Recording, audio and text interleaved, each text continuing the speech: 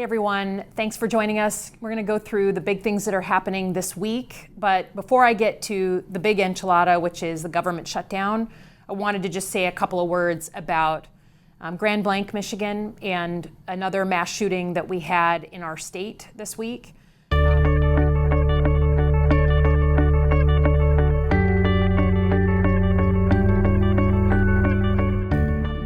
It has been a really, really difficult time. This is just down the street from the community I live in, and the local community there is dealing with a horrific attack on a church while they were at prayer, a complex attack where law enforcement had to respond to a really, really difficult set of circumstances.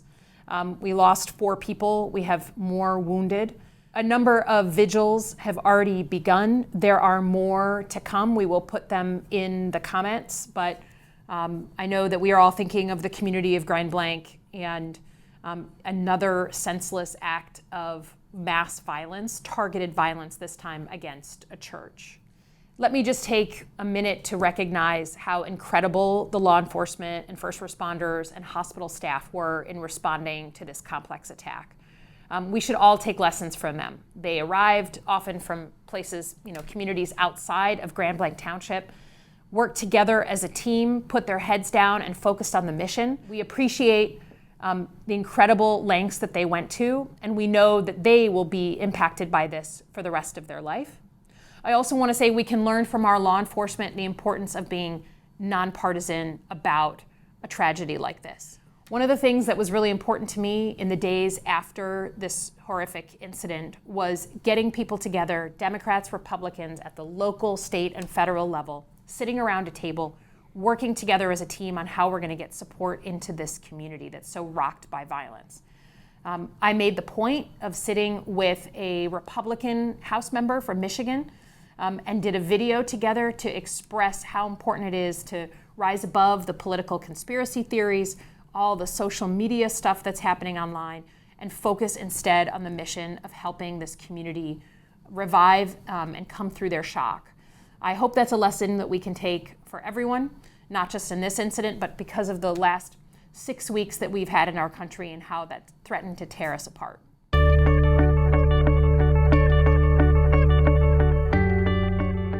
So let's turn to the government shutdown, the federal government shutdown. As of today, the government is shut down. And let me just talk a little bit about how we got here and then how we move forward. We are in a shutdown because the government ran out of money yesterday on September 30th. And we need bipartisan negotiation in order to fund the government for another 3, 6, 9, or 12 months.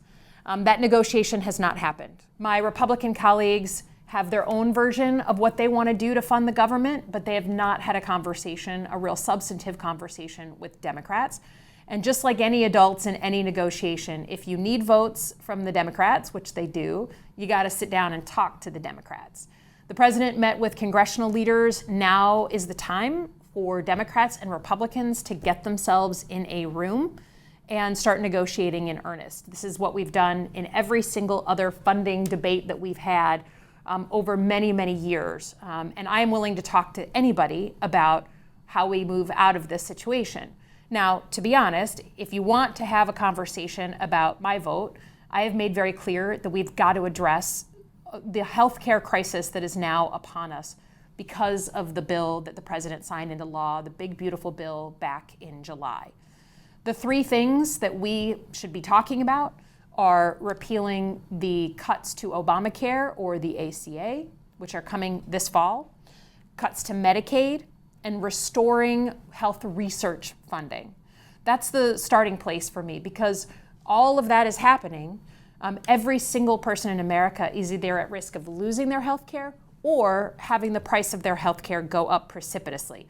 And the bill payer for all those changes that the president has made are people with private employer-provided insurance. We're already starting to get a ton of reports from Michiganders who are getting letters like this one that talk about, hey, we regret to inform you that the price of your private employer-provided insurance is going up 10 to 20% starting January 1st. And I don't know a single person in America who thinks we're paying too little for our health care. So if you want to start a conversation with me, I'm going to bring up health care. Now, of course, I'm an adult. I understand that President Trump has the White House, the House, and the Senate. He controls everything in government right now.